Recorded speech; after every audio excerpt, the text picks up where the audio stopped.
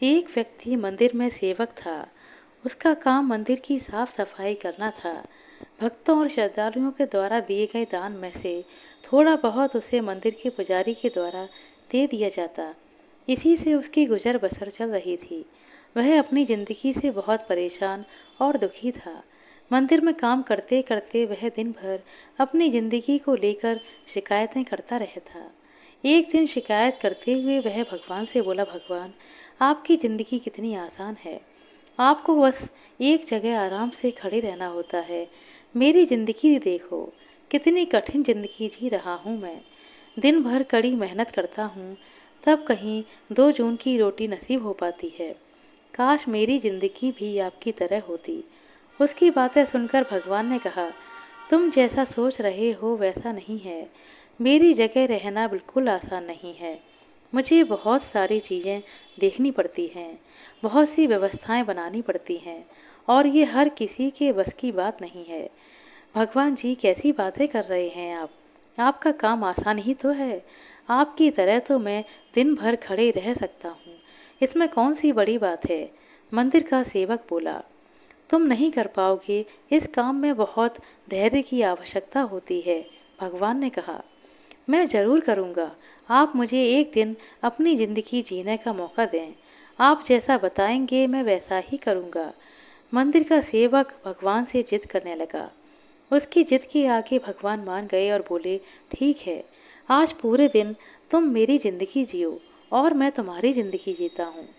लेकिन मेरी ज़िंदगी जीने के लिए तुम्हें कुछ शर्तें माननी होंगी। मैं हर शर्त मानने को तैयार हूँ भगवान जी, सेवक ने कहा। ठीक है, तो ध्यान से सुनो। मंदिर में दिन भर बहुत से लोग आएंगे और तुमसे बहुत कुछ कहेंगे। कुछ तुम्हें अच्छा बोलेंगे तो कुछ बुरा बोलेंगे। तुम्हें हर किसी की बात को चुपचाप सुनना है।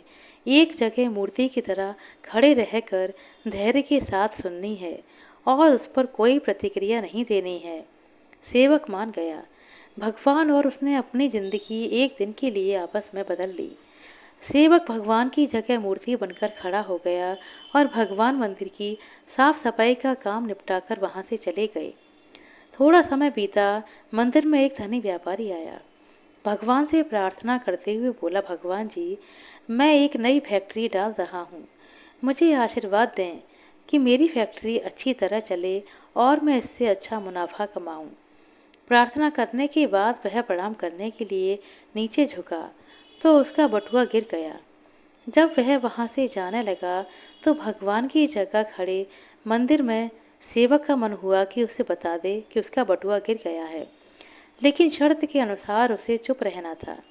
इसीलिए वह कुछ नहीं बोला और खामोश खड़ा रहा।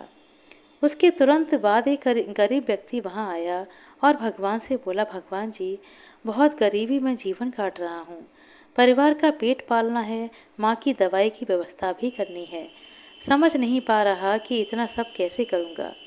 आज देखो, मेरे पास केवल 1 रुपया है और इससे मैं क्या कर पाऊँगा। आप कुछ चमत्कार करो और मेरे लिए धन की व्यवस्था कर दो। प्रार्थना करने के बाद जैसे ही वह जाने को हुआ, उसे नीचे गिरा व्यापारी का बटुआ दिखाई दिया। उस गरीब व्यक्ति ने बटुआ उठा लिया और भगवान को धन्यवाद देते हुए कहा, भगवान जी, आप धन्य हैं। आपने इतनी जल्दी मेरी प्रार्थना सुन ली। इन पैसों से मेरा परिवार कुछ दिन भोजन कर सकता है और मेरी माँ की दवा की भी व्यवस्था हो जाएगी। भगवान को धन्यवाद देकर वह वहाँ से जाने लगा। तब भगवान बने मंदिर के सेवक का मन हुआ कि उसे बता दे कि वह बटुआ तो व्यापारी का है, उसे मैंने नहीं दिया है। वह जो कर रहा है वह चोरी है। लेकिन सेवक चुपचाप रहने के लिए विवश था, इसीलिए मन मार कर चुपचाप खड़ा रहा। मंदिर में आने वाला तीसरा व्यक्ति एक नाविक था। वह 15 दिन के लिए समुद्री यात्रा पर जा रहा था। भगवान से उसने प्रार्थना की कि उसकी यात्रा सुरक्षित रहे और वह सकुशल वापस घर आ सके। वह प्रार्थना कर ही रहा था कि धनी व्यापारी वहां आ गया। वह अपने साथ पुलिस भी लेकर आया था। नाविक को देखकर वह पुलिस से बोला, मेरे बाद ये मंदिर में आया है, जरूर इसी ने मेरा बटुआ चुराया होगा। आप इसे गिरफ्तार कर लीजिए। पुलिस नाविक को पकड़कर ले जाने लगी। भगवान बने आदमी को अपने सामने ऐसा होता हुआ अन्याय सहन नहीं हुआ। शर्त के अनुसार उसे चुप रहना था, लेकिन उसे लगा कि बहुत गलत हो चुका।